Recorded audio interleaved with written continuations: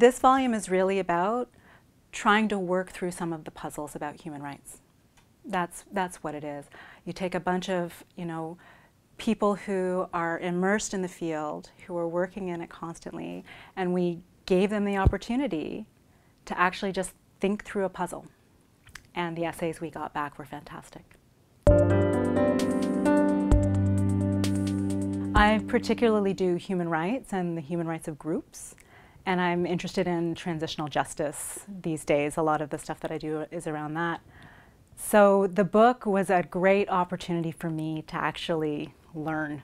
It was just a pleasure actually to get these different takes on the field generally, and to kind of, part of the editing process is talking to the authors about, ahead of time about what they want to do, figuring out how that fits with what the other authors are doing, and I feel like editing the book was a great opportunity to deepen my own understanding of the field.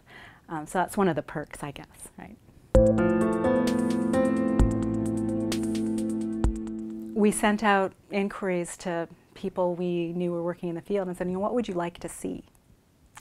And that we got back a lot of really interesting answers. But the one that came back was, there's all this talk and activism around human rights, but there's so many challenges around it. And a lot of the discussion right now is, are they good, are they bad? What actually are the issues that people are talking about? And for us, that really resonated, because we thought that's something where we can actually have a productive and constructive insertion into the debate. We don't.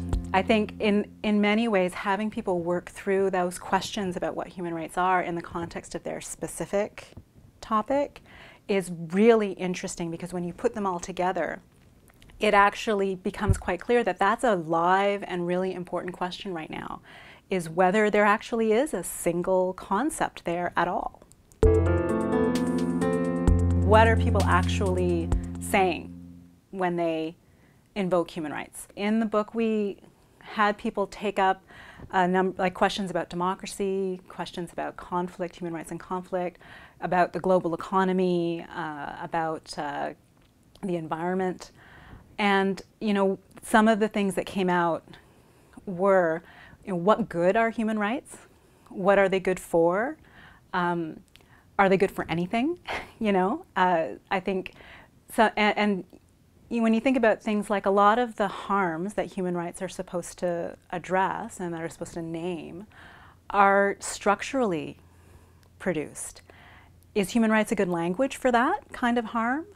Some harms that are obviously in need of being addressed are actually not harms to human beings at all, right? They're harms to the environment. How is human rights a good language to address that within? How you describe what's going on, whether you describe it at the level of the population of a state, or whether you describe it at the level of the population of a subgroup within a state, whether you describe it at the level of an individual, it really changes sometimes whether you can actually describe it as a human rights violation at all. So a lot of these questions come up in the essays in the book, and one of the things that comes out of the book is there aren't any easy answers. There aren't any straightforward answers. One of the nice things I think about the way that a lot of the authors treat it, though, is that what also comes out is just asking the questions can be quite fruitful.